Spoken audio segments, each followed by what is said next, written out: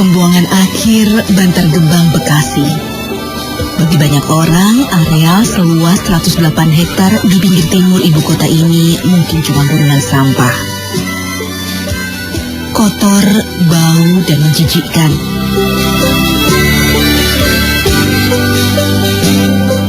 Tapi bagiku, gunungan sampah tertinggi di negeri ini justru medan juang menyebar ilmu. 5 tahun lalu, kuawali kiprahku memperbaiki kualitas hidup keluarga pemulung di sini lewat jalan pendidikan. Pada saat itu saya kesasar dan sampailah saya di depan gundukan sampah di Kelurahan Sumur Batu ini. Saya tertegun waktu itu, bingung, ini apa ya, kok banyak bedeng-bedeng, kemudian seperti bukit-bukit. Kemudian teman saya bilang, Mbak, ya itu namanya TPA Bantar Gebang. Oh ini.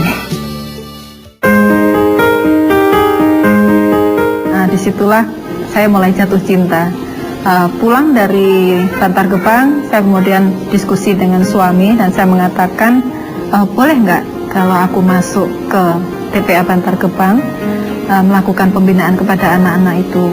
Suami mengatakan, silakan, kalau memang kamu kuat dan kamu mampu, otomatis harus bertanggung jawab penuh secara konsisten. Baik itu masalah waktu, tenaga, maupun secara finansial kamu harus pikirkan untuk biaya operasional. Lalu suami berkata, kira-kira dengan uang apa kamu biayai sekolah itu? Terus saya jawab, ya uang belanja.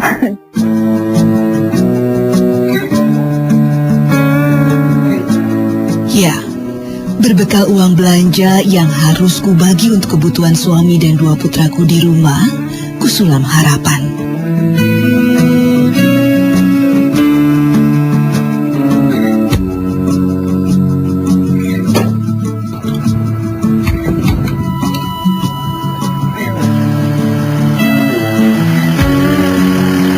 Kita mau lihat ini ya, rumah anak-anak blok sampah yang pertama kali aku datang.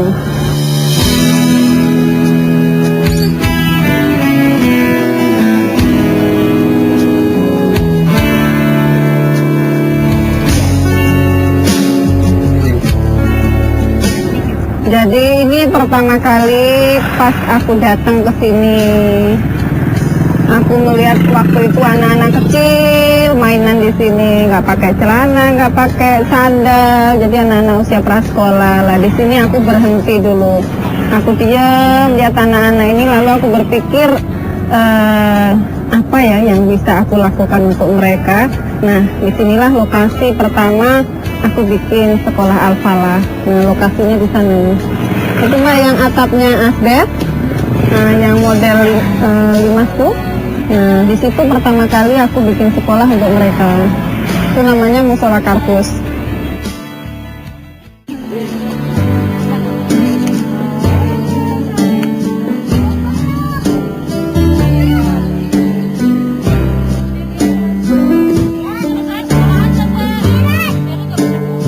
Perjuangan ku mulai dari Musola Kardus.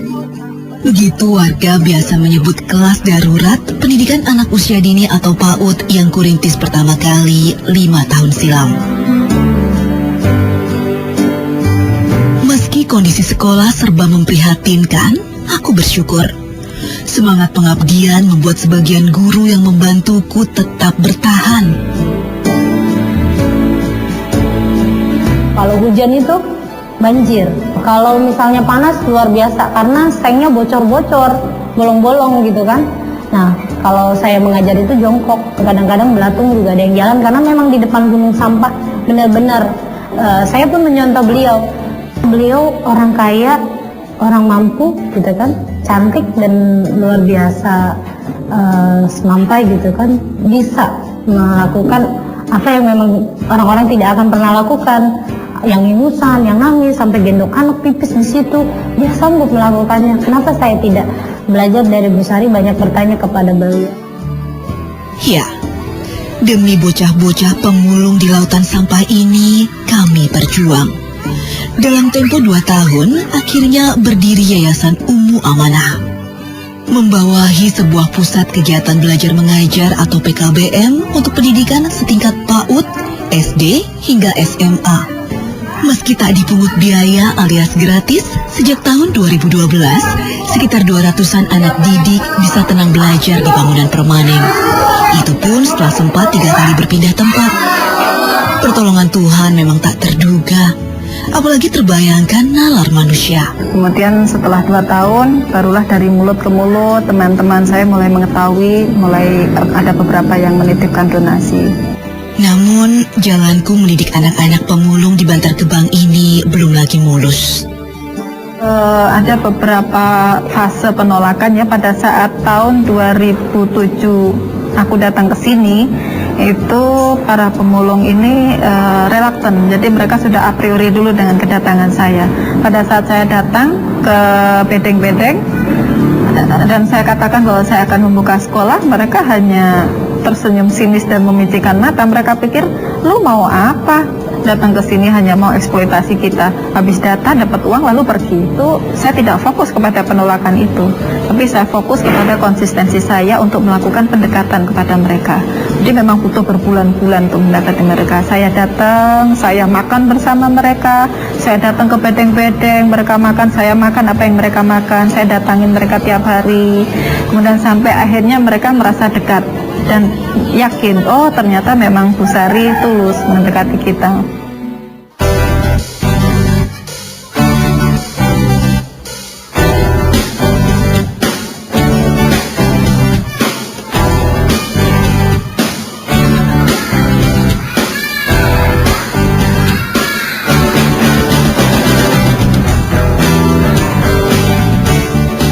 Ara dan kendala sudah kuanggap teman pengiring langkahku.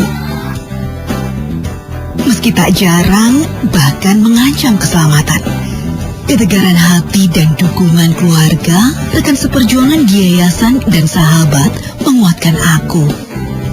Kalau dari kedekatan saya dengan dia kelihatan sekali leadershipnya bagus, terus tangguh juga gitu dia itu, dan pantang menyerah. Jadi apapun yang dia mau harus dia dapat itu. Dia biasanya kan melawan preman laki-laki.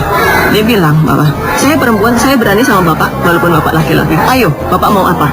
Itu. Mau pakai parang? Ayo. Mau duel? Ayo. Itu kayak dia. Dan saat saya mulai goncang dan sedikit melo, dia yang sudahlah, kamu harus pragmatis. Kamu sudah niatkan seperti ini, ibaratnya hapus air matamu, percuma juga kamu nangis. So, hadapi saja gitu loh. Jadi memang saya harus sering memiliki sahabat-sahabat seperti itu, karena memang itulah yang akan menguatkan saya.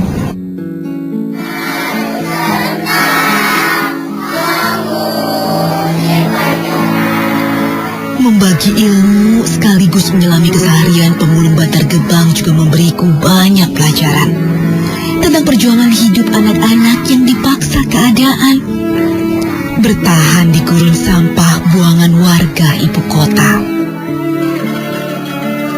Terus ada satu anak cerita, aku makan bakso. Saya pikir itu bakso anget, fresh gitu ya, pedas. Aduh Ton, enak sekali. Kamu beli di mana dong? Ibu pengen. Si anak itu jawab, Bu, aku nggak beli Bu. Aku ambil itu di Bulog. Bulog itu apa? Bulog itu adalah gunungan sampah yang ada di sini. Mereka namakan Bulog.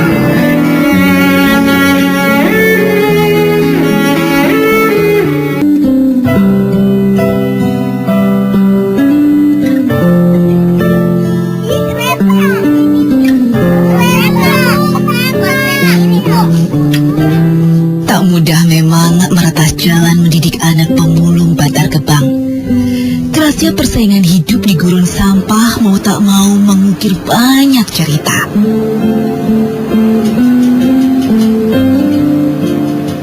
Terus ada satu anak cerita, Bu, aku makan bakso.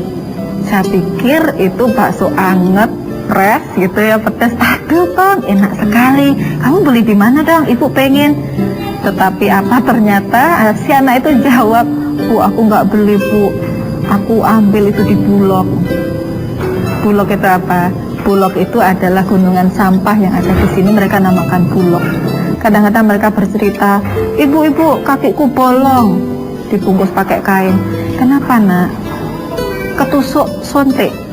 Jadi ternyata limbah medis itu sering dibuang sembarangan tanpa disortir, tanpa diamankan dulu, dan menjadi korban itu ya pemulung-pemulung ini.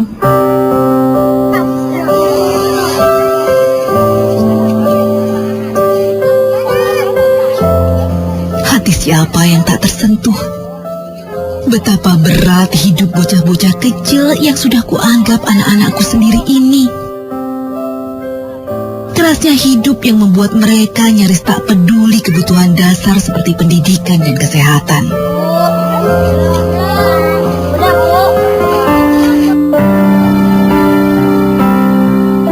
Tahun 2009, awal 2009 itu saya kehilangan murid 2 anak dalam waktu seminggu. Jadi mereka awalnya sehat, biasa-biasa saja, tiba-tiba mengeluh panas.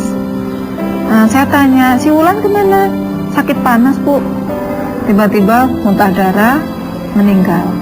Kemudian seminggu kemudian ada lagi dengan gejala yang sama, meninggal.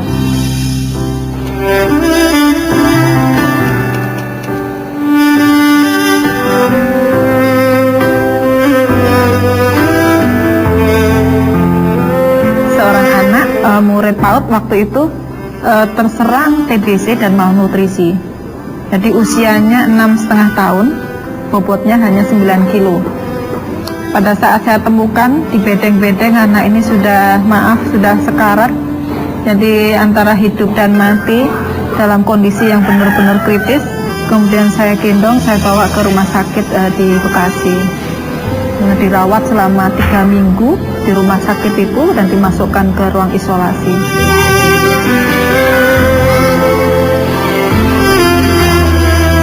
Bersyukur, Elia sudah semakin sehat. Ia kini semakin semangat belajar di kelas 2 setara sekolah dasar.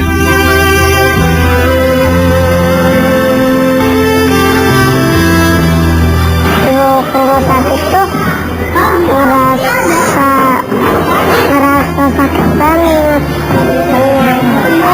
Sari, terima kasih sudah menolong Eli. Sekarang itu udah sehat.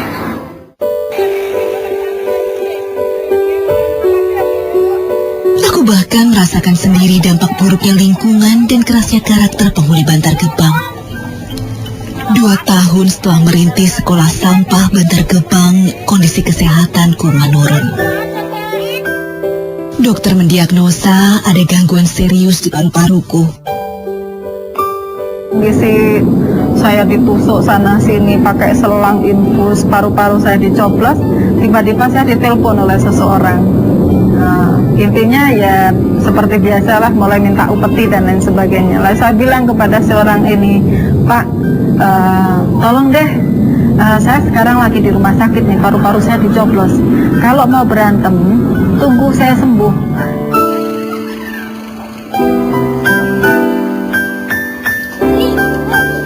Namun aku tak surut langkah. Membantu mereka yang tak beruntung seperti sudah jadi panggilan jiwa buatku. Apalagi ada begitu banyak kisah pahit di gunung sampah ini.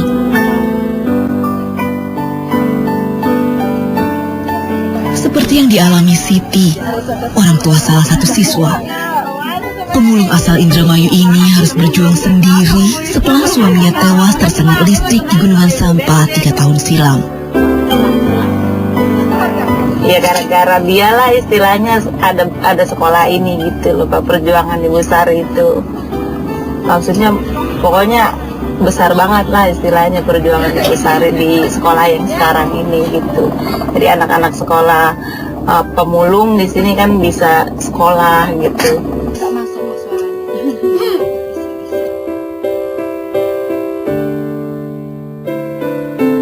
Mujahidahku, bersabarlah, insya Allah keletihanmu ini akan terbayar.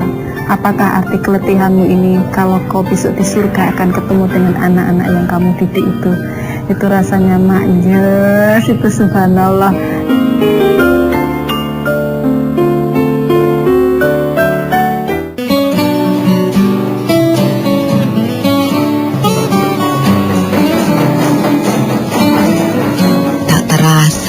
Hampir 5 tahun sudah kusemai asal pendidikan di tengah kerasnya hidup warga pemulung Bantar Gebang, Bekasi.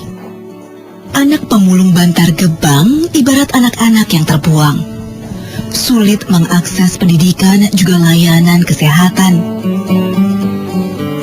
Anak-anak didikku begitu rentan terpapar kuman Bantar Gebang. 2 di antaranya bahkan tak tertolong. Karena itu, selain pendidikan formal, materi kesehatan, agama, dan seni juga jadi perhatian di sekolahku. Bekal yang semoga bisa jadi pegangan di tengah kerasnya tuntutan hidup di Bantar Gebang.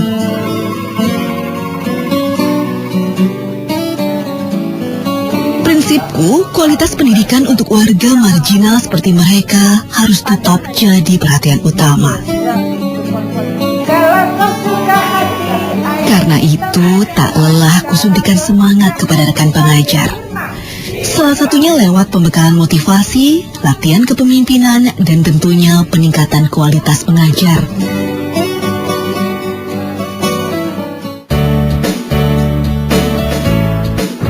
Sekarang kita mau berangkat ke Ifrija untuk ngambil tugas. Aku pun juga tak mau berhenti belajar. Alhamdulillah, di sela padatnya aktivitas, tahun ini kuselesaikan pendidikan pasca sarjana di salah satu universitas swasta di Jakarta. Ya, Rasulullah mengajarkan kan kita harus menuntut ilmu, karena menuntut ilmu kan juga perintah Allah. Jadi intinya itu adalah saya harus tetap menuntut ilmu. Jadi bukan hanya di S2 ya, saya pikir kapanpun saya membuka mata, disitulah celah saya untuk belajar.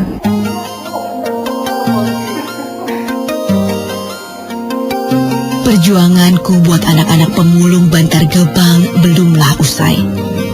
Aku bersyukur ada keluarga kecilku, pendukung terbesar dalam perjuangan panjang ini. Sehebat apapun perempuan, dia adalah tetap seorang istri dan ibu, itu tidak boleh lupa. Jadi sebelum kita melangkah keluar, maka kita harus selesaikan dulu tugas inti kita, karena itu adalah kewajiban kita yang utama. Spirit suami yang luar biasa itu saya masih ingat kata-kata beliau pada saat saya sudah mulai goncang, kemudian letih dengan gempuran sana sini. Mujahidahku, bersabarlah, insya Allah keletihanmu ini akan terbayar. Apakah arti keletihanmu ini? Kalau kau besok di surga akan ketemu dengan anak-anak yang kamu didik itu rasanya mak, yes, itu subhanallah.